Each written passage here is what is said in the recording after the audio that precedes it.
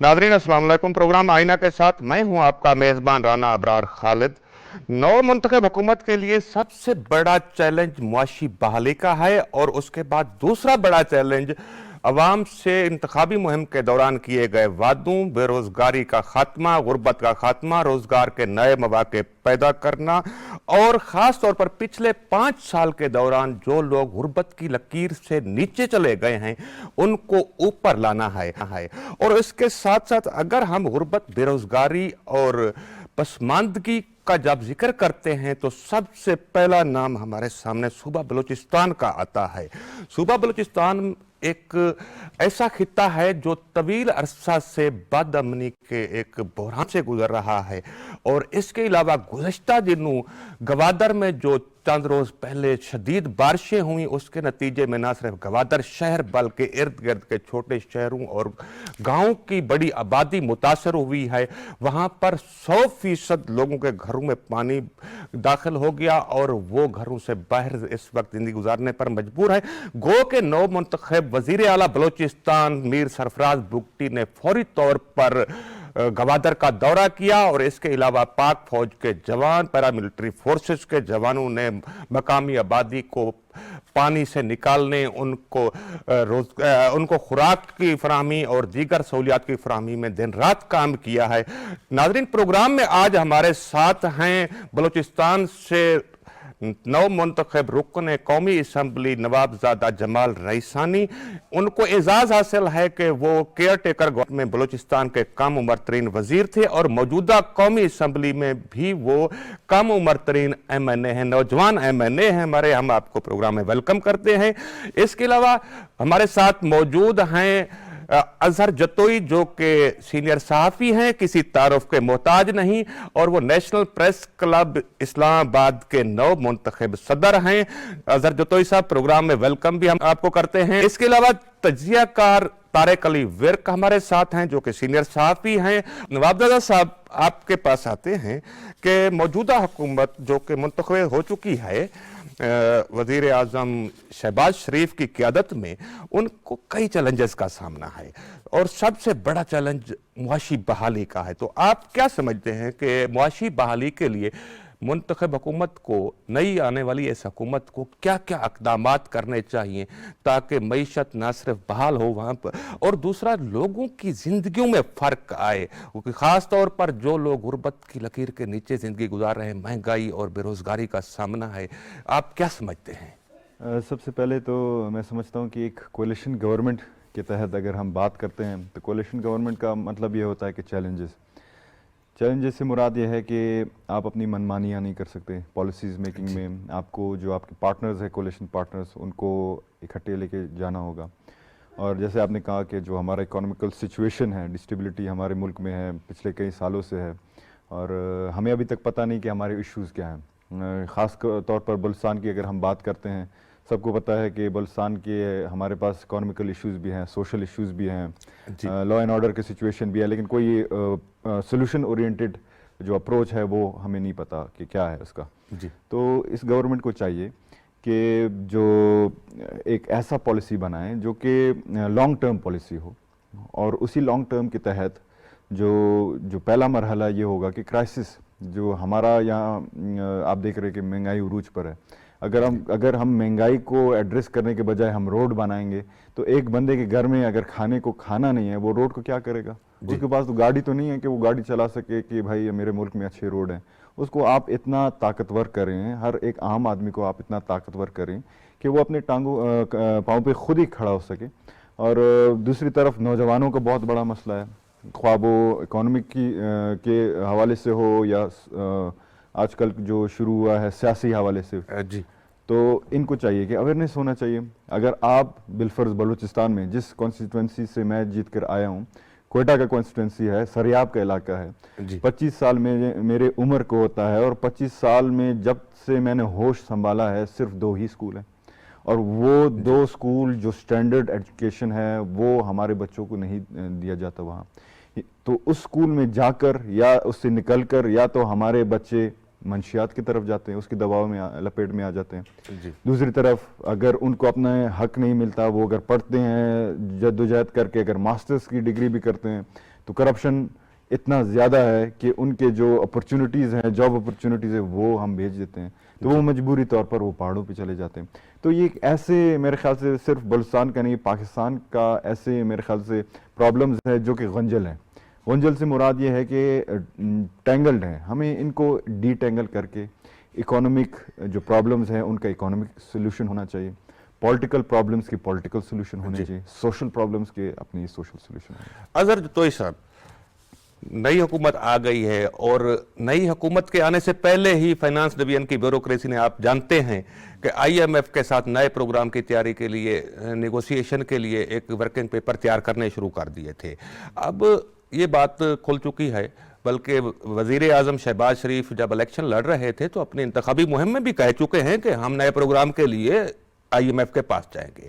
تو I am F کے پاس جب جائے گا پاکستان تو وہاں پر تو پھر نئی شرائط، نئے تقاضے، نئے سخت فیصلے، اس وقت جو معیشت کی صورتحال ہے، آپ کیا سمجھتے ہیں کہ عوام کوئی نئے سخت فیصلوں کو جھیلنے کے قابل ہیں اس وقت؟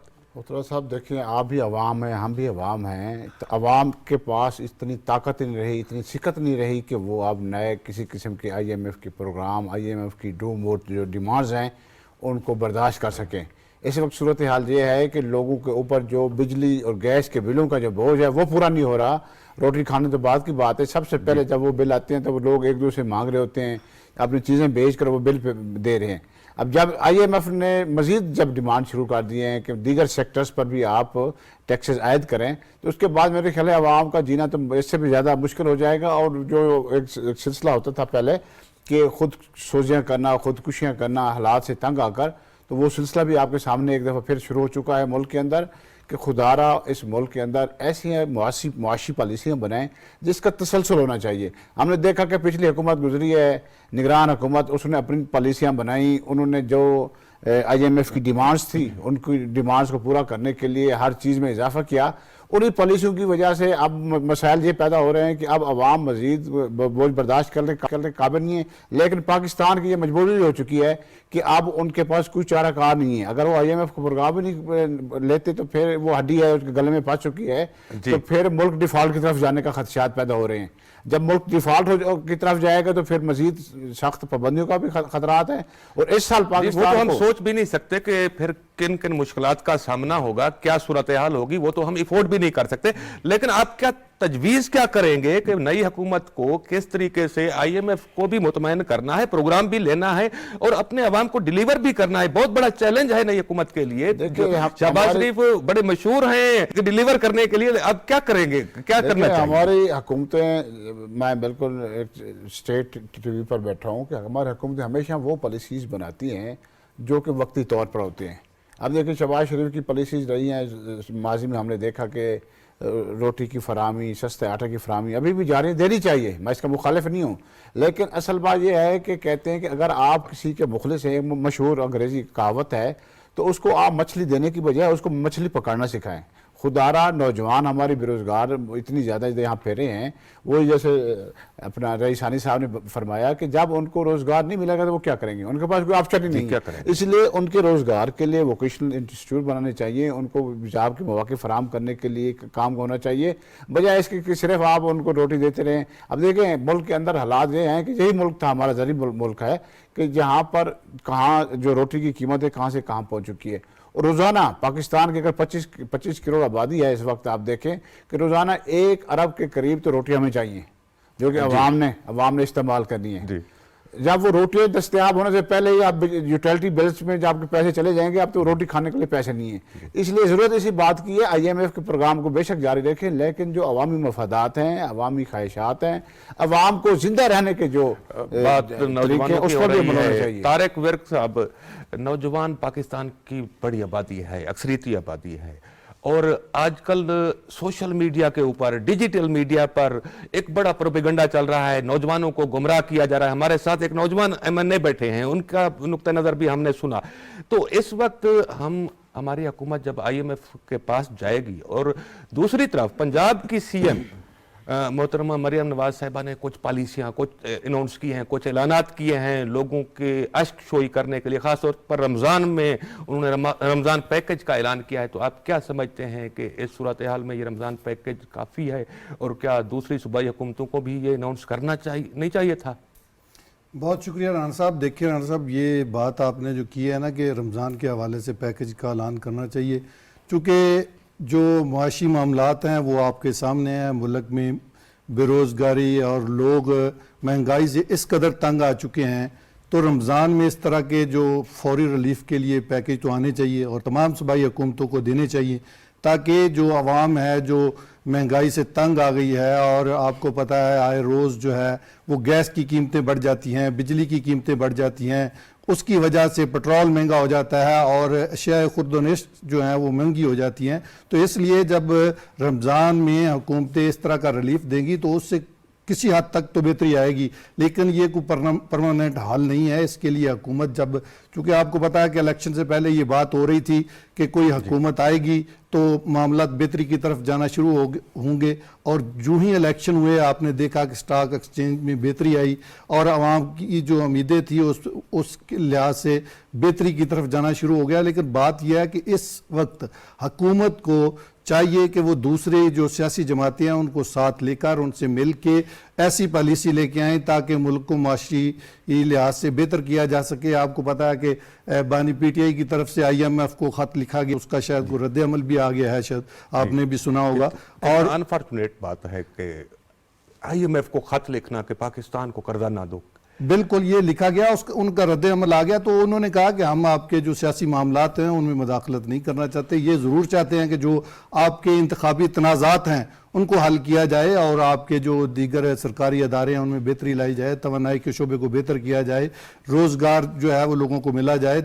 अगर माहौल बेहतर होगा तो सरमायाकारी आएगी, और सरमायाकारी आएगा तो मुल्क की माशी मामलात बेहतर होंगे। इसलिए ये है कि सियासी जमातें अपनी सियासत करें, लेकिन जब मुल्क की मईशत की बात आती है तो उसमें इनको सबको मिलकर चलना चाहिए। और मसाके मईशत के हवाले से एक बार फिर बिलावल भुट्टो जरदारी ने अपने खिताब में कहा था कि अब हमें मिलकर चलना चाहिए। नवाब जमाल रईसानी बलूचिस्तान के मसाइल पर भी आते हैं, लेकिन ये जो बात है हम इस मुल्क में रहते हैं, इस मुल्क का खाते हैं, लेकिन अगर कोई शख्स और आम शहरी ना हो, वो साबिक वजीर आजम पाकिस्तान हो, वो IMF को खत लिखे कि पाकिस्तान को कर्जा मत दो, मेरे मुल्क को कर्जा मत दो, तो आप इस पर क्या समझते हैं?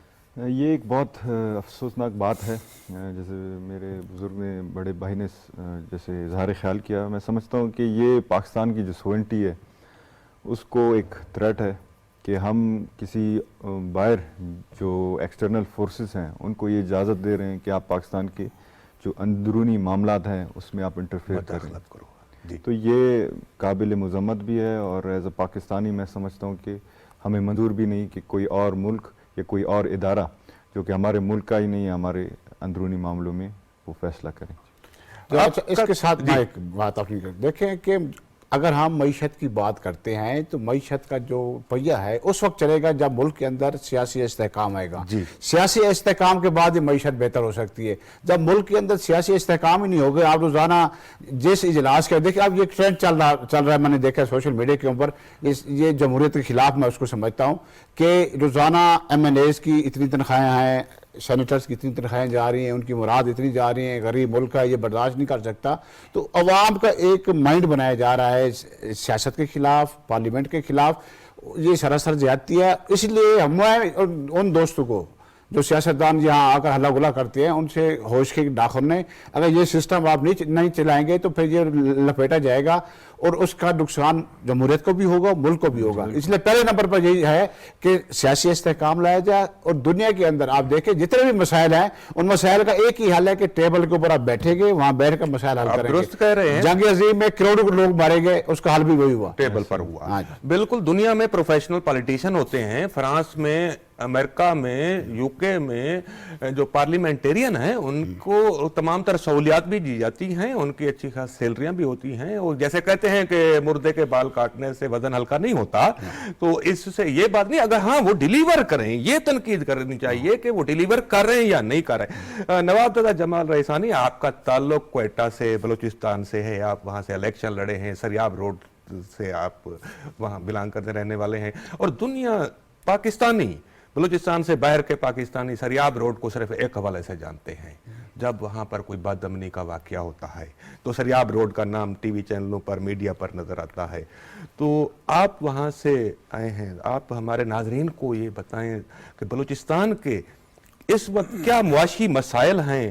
حالانکہ بلوچستان میں سیندک ہے، ریکودیک ہے، سوئی گیس فیلڈ ہے، بڑے بڑے معدنیات کے ذخائر ہیں، رچ صوبہ ہے، رقبے کے حساب سے سب سے بڑا صوبہ ہے، وسائل ہیں بے تحاشا، لیکن وہاں کیوں اتنی غربت ہے؟ جہاں سے آپ آئے ہیں وہاں پسماندگی ہے، بے روزگاری ہے۔ اس کا سب سے بڑا مسئلہ میں یہ سمجھتا ہوں کہ جیسے کہ انگریز کہتا ہے the problem is how you look at the problem۔ تو ہمارے پاس بہت سارے مسائل ہیں، اور جب سے مجھے یاد ہے میں پیدا ہوا ہوں، یہی کہتے ہیں کہ بلوچستان جو قدرتی معدنیات ہیں اس سے بڑا پڑا ہے، لیکن مجھے نہیں لگتا کہ ہم اس معدنیات کو اس کے حقدار کی طرف ہم اصل طریقے سے استعمال کر رہے ہیں۔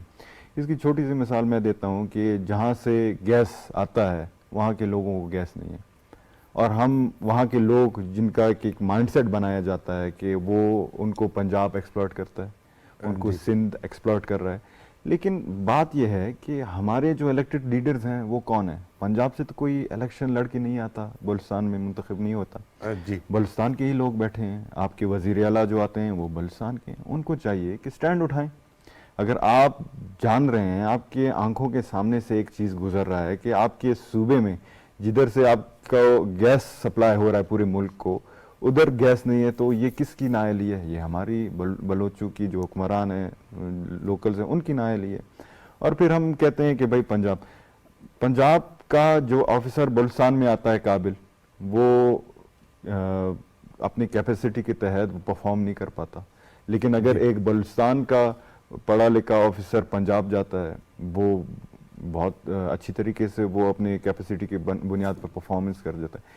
اس کا مسئلہ یہ ہے کہ ہم لوگوں کو چھوڑتے نہیں ہیں۔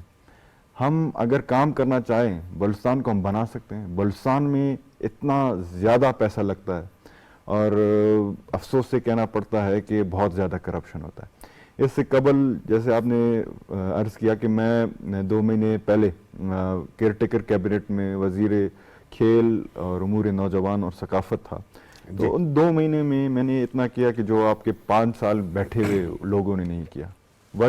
وجہ یہ ہے کہ مجھے احساس تھا اپنے لوگوں کے لیے، میں نوجوانوں کے لیے جس یونیورسٹی میں میں تھائی لینڈ سے پڑھ کر آیا تھا، اس یونیورسٹی کے ایک وفد کو میں نے بلوچستان لا کے انہیں مدعو کیا۔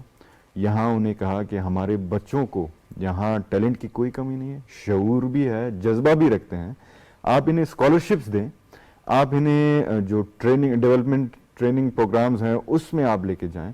ہمارے جو ٹیچرز ہیں، جو اسکالرز ہیں، بلوچستان یونیورسٹی کے ہو گئے، دوسرے جو جتنے بھی یونیورسٹیز ہمارے بلوچستان میں، ان کو آپ باہر لے جا کر ایک وزٹنگ اسکالرس پروگرام کے تحت ان کو ٹریننگ دیں، تاکہ وہ وہاں جا کر پڑھ کر واپس ہمارے بچوں کو پڑھیں۔ تو اگر ہم چاہیں تو کر سکتے ہیں، لیکن بات پھر وہ یہ ہوتی ہے کہ آر وی ولنگ اور ناٹ۔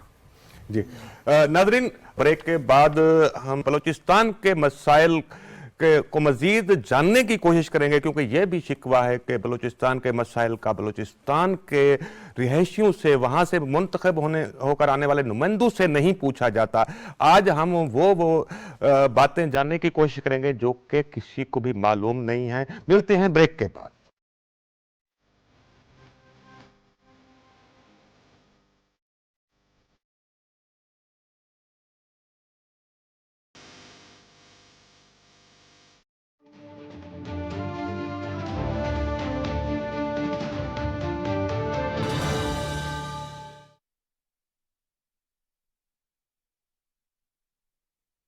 الله أكبر الله أكبر الله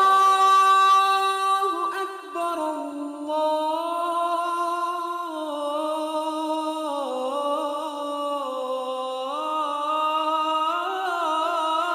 أكبر أشهد أن لا إله إلا الله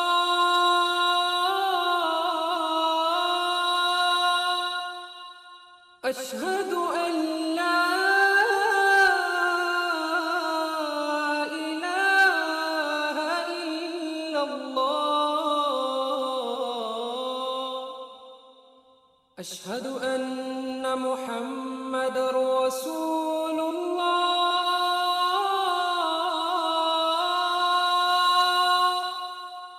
أشهد أن محمد رسول الله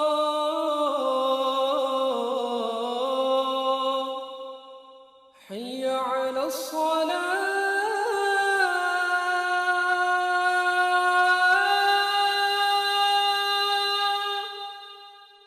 حي على الصلاة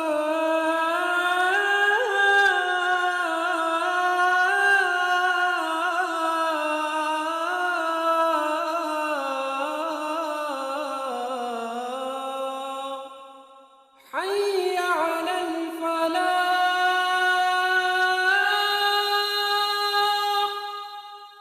حي على الفلاح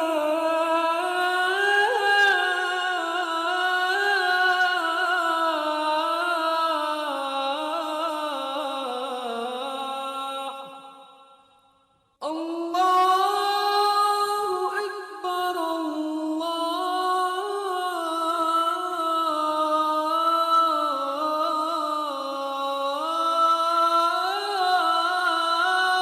أكبر لا إله إلا الله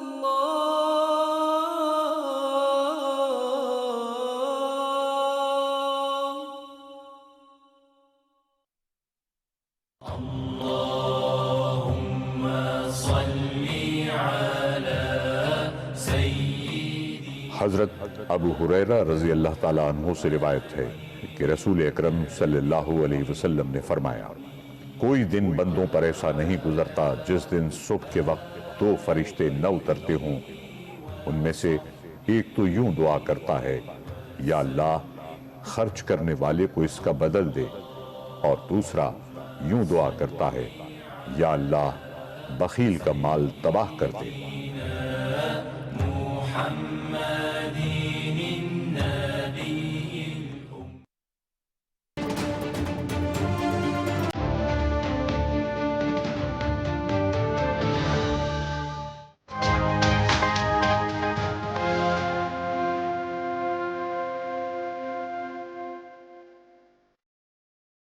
ناظرین جیسا کہ بتایا کہ بلوچستان سے نو منتخب ایم این اے نواز احمد جمال ریحسانی ہمارے ساتھ ہیں، تو آج ہم تھوڑا بلوچستان کے حوالے سے بات چیت کو زیادہ اس کو فوکس کریں گے۔ تو آپ جانتے ہیں کہ گزشتہ کئی سالوں سے بلکہ ڈیڑھ دہائی دو دہائیوں سے ایک اہم مسئلہ یہ ہے کہ بلوچستان سے مزدور جو کہ بیچارے جن کو کام نہیں ملتا اور بلوچستان میں جا کر روزی روٹی کے لیے مزدوری کرتے ہیں، ان کے خلاف دہشت گردی کے واقعات کا ایک سلسلہ جاری ہے، اور گاہے بگاہے وقفے سے لاشیں مزدوروں کی بلوچستان سے سندھ، سانگڑ، سکھر، میرپور خاص، خیرپور میرس، پھر سریکی وسیب کے اضلاع، راجن پور، رحیم یار خان، علی پور، مظفر گڑھ، ملتان، خانے وال، ان علاقوں میں ڈیرہ غازی خان، بلکہ ڈیرہ غازی خان میں پچھلے دنوں فاٹا سے بھی مزدوروں کی لاشیں آئی تھی۔ یہ ایک سلسلہ جاری ہے، اس پر ہم بات کریں گے۔ اظہر جتوئی صاحب، یہ جو سلسلہ جاری ہے، مزدور بیچارے کیا کریں کہ جہاں پر روزگار ملے گا وہاں پر وہ جاتے ہیں روزی روٹی کے لیے، اور وہاں ان کے ساتھ یہ واقعات مسلسل پیش آ رہے ہیں۔ آپ کیا سمجھتے ہیں، اس کی کیا وجوہات ہے؟ دیکھیں، بلوچستان ہمارے اگر اس پر کام کیا جائے، میرے خیال پورے ملک کے مسائل حل ہو سکتے ہیں۔ آئی ایم ایف سے بھی قرضہ لینے کی ضرورت نہیں ہے۔ بیسیکلی بلوچستان کے پورے جو جیوگرافی ہے اس کو سمجھنے کی ضرورت ہے، وہاں پر جو کلچر ہے اس کو سمجھ کر ایک جامع حکمت عملی بنانے کی ضرورت ہے جو کہ مستقل بنیادی پر ہو۔ ہم نے دیکھا کہ پچھلے دور میں، پرویز مشرف دور میں، ایک حکمت عملی بنائی گئی تھی کہ جگہ جگہ پر انہوں نے کہا کہ جو دو ایریاز ہیں وہاں بلوچستان کا، ایک سیٹل ایریاز ہے اور ایک غیر سیٹل ایریاز ہے. اب کوئٹہ کے اندر تو آپ جائیں گے تو وہ سیٹل ایریاز کہلاتا ہے، جو ہی آپ کوئٹہ کے باہر جائیں گے تو وہ بی کلاس کہلائے گا.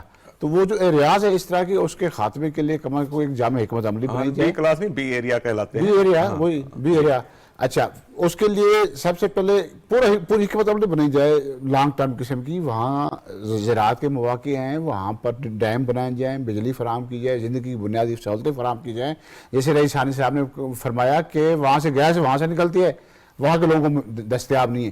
جب اس طرح کی محرومیاں عوام کے ذہن میں ہوں گی تو یہ وہی والے حالات ہوں گے جو کہ بنگلہ دیش والے تھے. بنگلہ دیش میں جب مہم چلی تو سب سے پہلے یہی کہا جاتا تھا کہ پٹسن یہاں پیدا ہوتی ہے اور جناب استعمال وہاں ہوتی ہے اسلام آباد میں. جب نجیب یہاں پہنچا تھا، مینجمنٹ بھی تو ہے نا. 100 ارب روپے سے زیادہ کے فنڈ لگے ہیں کچھی کینال کے اوپر. کچھی کینال بن چکی ہے لیکن کچھی کینال چل نہیں رہی ہے کئی سالوں سے. یہ مس مینجمنٹ بھی تو ہے نا. جی بالکل، اس میں ایک ایشو نہیں ہے، لیکن وہی میں کہہ رہا ہوں کہ ان سارے ایشوز کو فوکس کرنے کی ضرورت ہے. جب ان سارے ایشوز کے لیے ایک جامع حکمت عملی بنائیں گے پھر یہ مسائل حل ہو سکتے ہیں. اب دیکھیں وہاں سے سونے کے ذخائر ہم دیکھتے ہیں، خوش ہو جاتے ہیں، ہمارا دل بھی خوش ہوتا ہے، چلو بھائی شاید اب کہیں سے ملک ترقی کی طرف چل پڑا ہے. نہ وہ سونا نکلتا ہے، نہ ریت نکلتی ہے، نہ کوئی اور چیز نکلتی ہے. وہ وہیں کے وہیں پڑے رہتے ہیں. بس جو اطلاعات آتے ہیں وہاں سے وہ لا اینڈ آرڈر کی صورتحال پر ہوتی ہیں.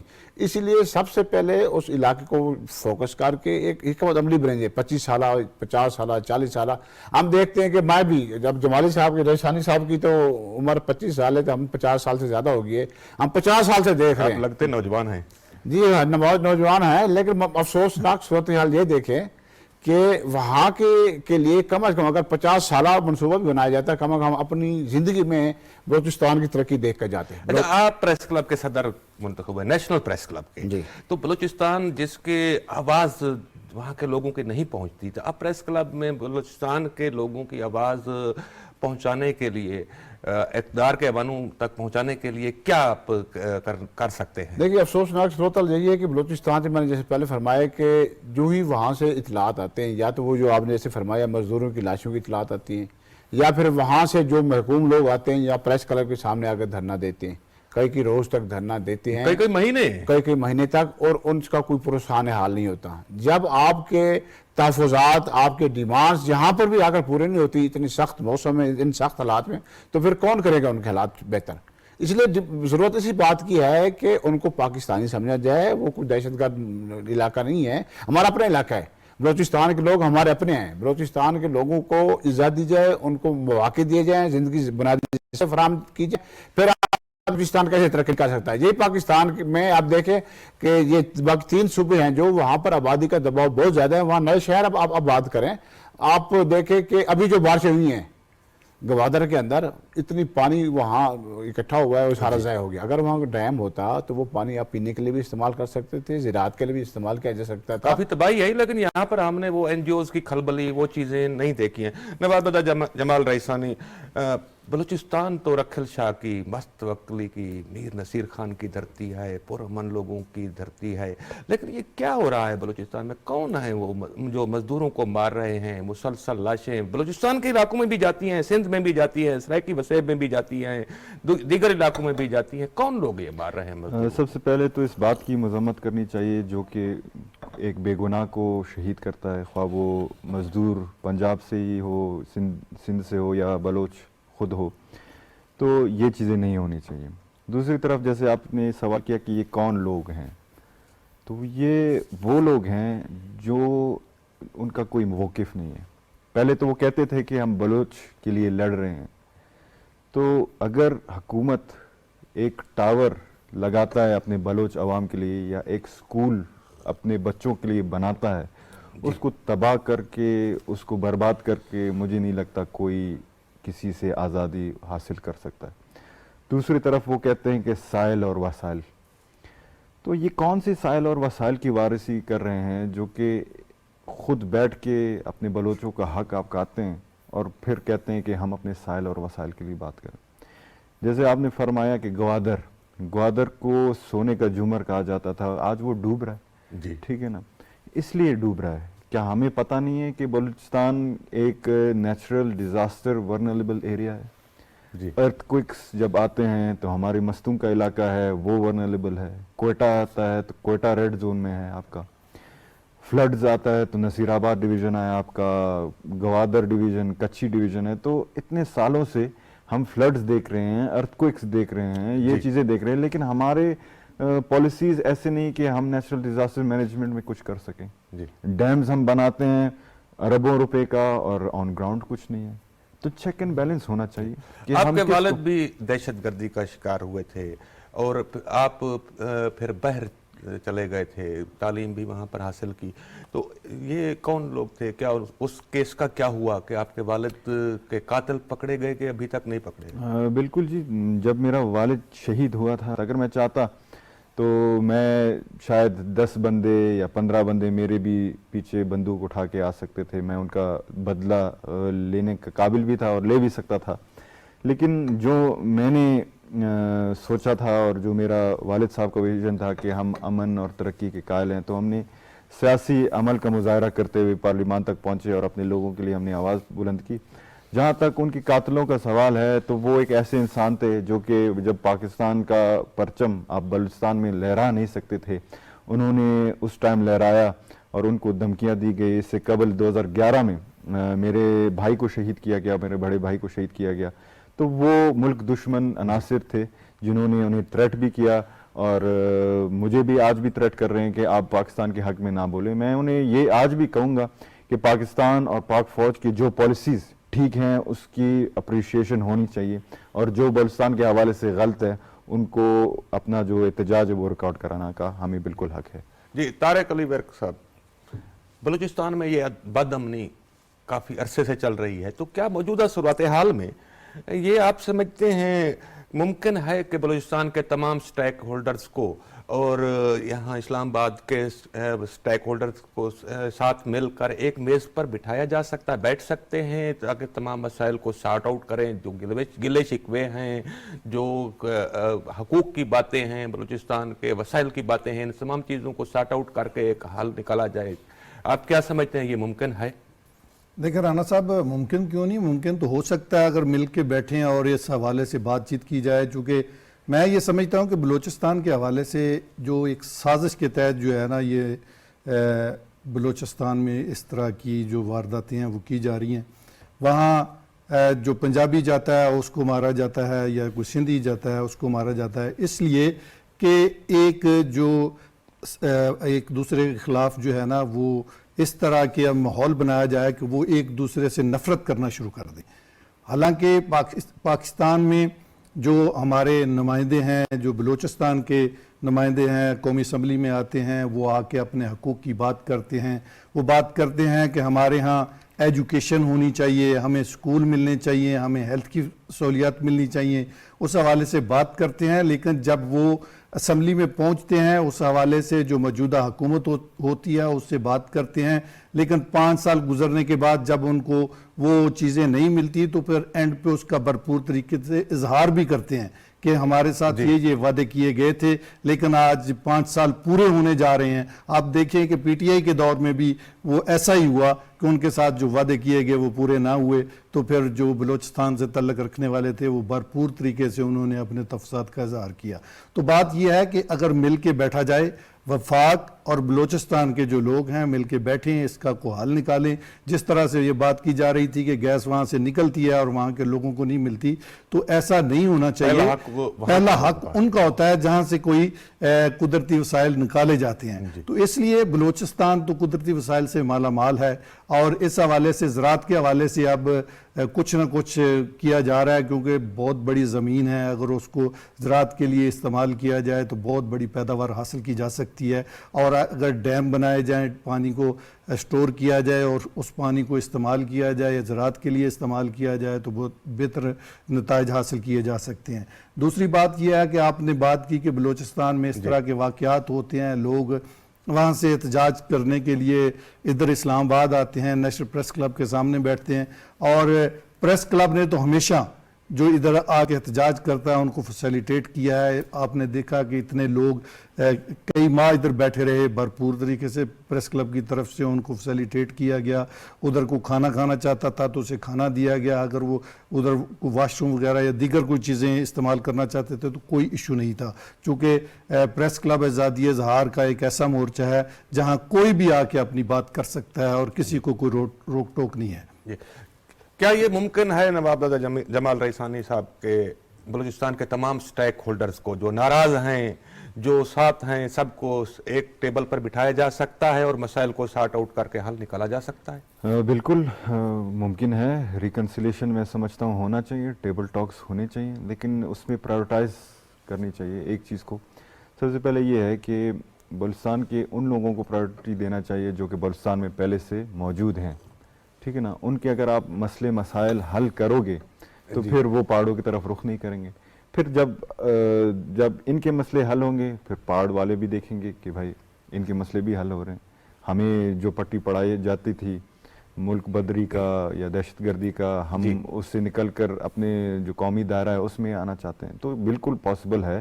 جرگے کے تحت بھی پاسبل ہے, حکومتی سطح پر بھی پاسبل ہے, اور لیسٹ بیک ڈور نیگوشیشنز کے اس پہ بھی پاسبل ہے. بلوچستان کا ایک اور مسئلہ ہے. پہلے تو کہا جاتا تھا کہ وسائل کی کمی ہے, لیکن 18ویں ترمیم اور 7th NFC ایوارڈ کے بعد وسائل کافی حد تک ایک پروپورشن بن گیا ہے کہ صوبائی حکومت کو وافر وسائل دستیاب ہوتے ہیں.